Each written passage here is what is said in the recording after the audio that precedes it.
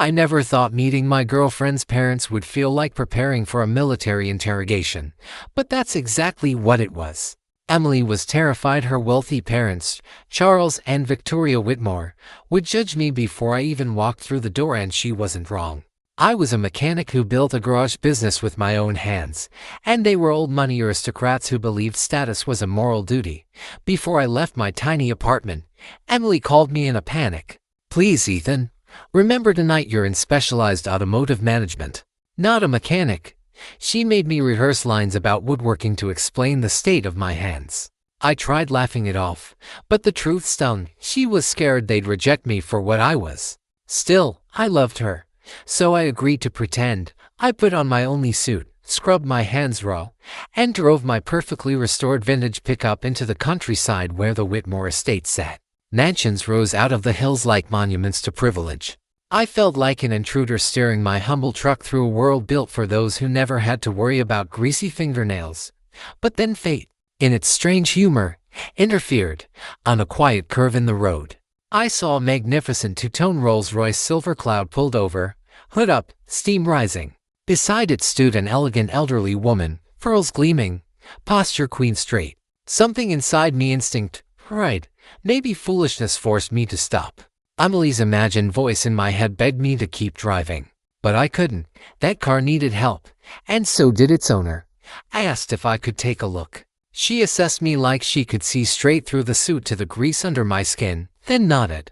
Within minutes I found the problem: an old distributor wire. I stripped, reconnected, taped it, and brought the engine roaring back to life. The woman's face lit up with genuine delight, and she thanked me with a warmth that surprised me. And then I saw my watch. I was an hour late, and filthy. Panic twisted in my chest as I drove the last miles to the Whitmore estate. Their mansion glowed like a palace. Their imported cars glittered. My truck looked like a farm tool abandoned at a yacht club. When Emily opened the door, seeing my grease-stained suit and messy hair, her heart dropped through her face. Then her parents appeared. Charles, gold, silver-haired, posture steeped in self-importance. Victoria, perfect, polished, and terrifying in her icy smile. They looked at me like I was mold on their silverware. "I apologize," I began. "There was a woman, her car broke down." We don't care for excuses," Charles cut in, voice like polished steel. "Punctuality is respect." Victoria eyed my stained hands with delicate disgust. "I see you chose to arrive authentically."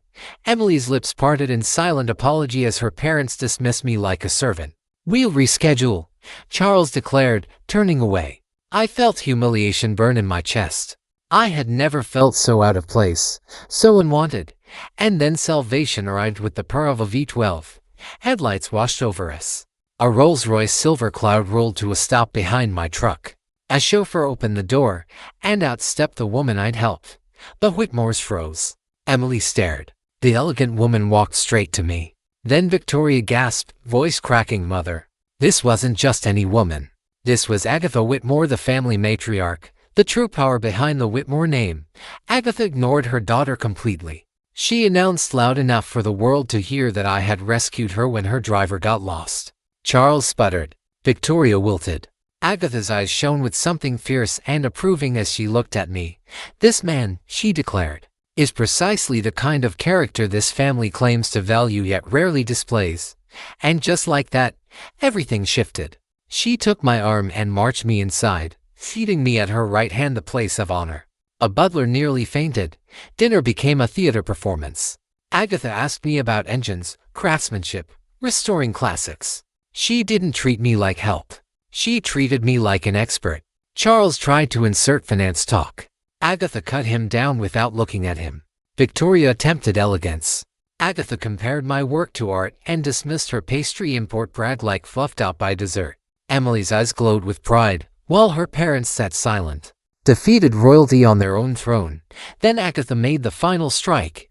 She revealed her late husband's legendary classic car collection, untouched for decades, and offered me the role of curator, restorer, and guardian of Whitmore automotive history.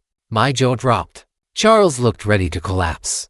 Victoria nearly choked on her wine. Agatha didn't just accept me, she knighted me. Later, the Whitmores tried one last protest in the foyer. Agatha turned ice cold and destroyed them with a single speech about heritage being character, not money. I could have sworn the marble floor trembled. Months later, Emily and I married. The Whitmores behaved, terrified of Agatha's wrath. I spent my days restoring priceless automobiles in the state's private garage, covered in honest grease and proud of it. Sometimes Agatha would visit, sipping tea while I worked, offering dry commentary and wicked amusement at her children's discomfort. Every bolt tightened felt like reclaiming dignity. Every polished engine felt like proof of who I was. Not a man pretending to fit in, but a man valued for being exactly himself.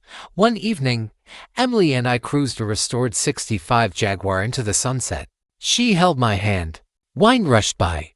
I thought back to that night when I tried to scrub away the truth of myself. It turned out the thing I feared would ruin me is what brought me everything: love, respect, family.